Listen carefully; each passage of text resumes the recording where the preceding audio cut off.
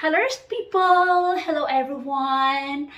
I'm here again. So, mabilisan magluluto po tayo ng burger steak, but a chicken burger steak. Actually, bumili na ako guys. I buy this one. Yung ready to cook na siya. So, this is salt and pepper lang. This one. Chicken burger. Dalawang bandeja. So, 88 pieces. 2, 4, 6, 8. Yes. So, very easy guys because I need to work very fast. So, papapasok na ang inyong inay. So, let's start. Very, very easy lang. So, ang mga needs lang niya ay onion. Then, ayan, may medium onion ako. Tapos, meron akong fresh na mushrooms. Then, yung ating, itong ginawa ko guys, yung crema de champiñones. So, inilagay ko siya guys, putik. Wait a minute, kasi may nahulog. Very, very fast ito guys, kasi papasok na ako sa trabaho. So, mabilisan lang ito. So, itong aking crema de champiñones guys, nilagay ko to dito sa isang baso ng 2 liters na water. Then, imimix lang natin siya dito very well. Ayan. So, like this. Ayan. So, imimix ko lang siya, then itong ating isasabaw mamaya. Mas may sabor siya. Then, tara na. Let's start. It's very easy. Very fast kasi may pasok ang inyong inay. Tara, tara, tara. So, at first guys, ayan na nga, nandito na ang ating oya. So, pabilisan ito guys actually. Oh, very fast na to. Then, pag-initin lang natin na ito ng konti. Then, ilagay muna natin itong ating olive oil. So, look, naririnig natin ang ingay ng ating lutukan. So, ayun na nga, magbubuhos na tayo ng put some small amount lang ng ating olive oil. Then, ating siyang spread lang dito sa ating kawali. Like this. Ayan, i-cover natin siya. Like that. Then, put it again. Then, so that's it. Ayan, super hot na siya. Then, put this one like that. All of this one. Then, baliktarin natin guys. Ayan. Ayan. Oh, madikit. Ayan. Oh. So, hindi natin siya lulutuin ng sobra. Dahil dapat yung kanyang ito, luto na to guys. Look. Ayan. So, yung ganyan lang, papapag-brown lang natin siya. Then, same process sa ating natitira pang mga chicken burger. Ayan. So, very fast, very fast. So, mag-add ulit ako ng ating olive oil. Lagay natin ulit ang natitira. Then, I'm done. So, next step guys, I will add again a little bit of olive oil. Then, isutay muna natin itong ating mushroom. Then, add salt and pepper. Salt, then pepper. Ayan. Then, isutay lang natin siya. Oh, may tumatsik, may tumalon. Then, set aside muna natin ang ating fresh mushroom. Ayan.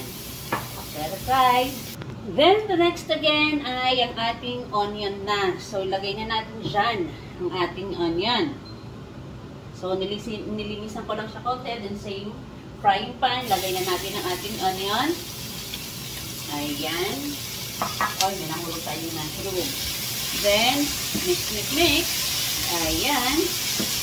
So, done. Then, ilagay na natin ngayon ang ating, then, put this chicken burger. Ayan. Next na natin ilagay dyan. And, all of this one, we can put this oil. All. Then, ang ating crema de champiñones. Ayan, nilagay ko lang ito ng water. So, then, lagyan na natin ito guys. Ayan. Very fast, very fast. Oh, OMG, meron pa pala siyang doon sa ilalim. So, lagay natin todo. Yum, yum, yum.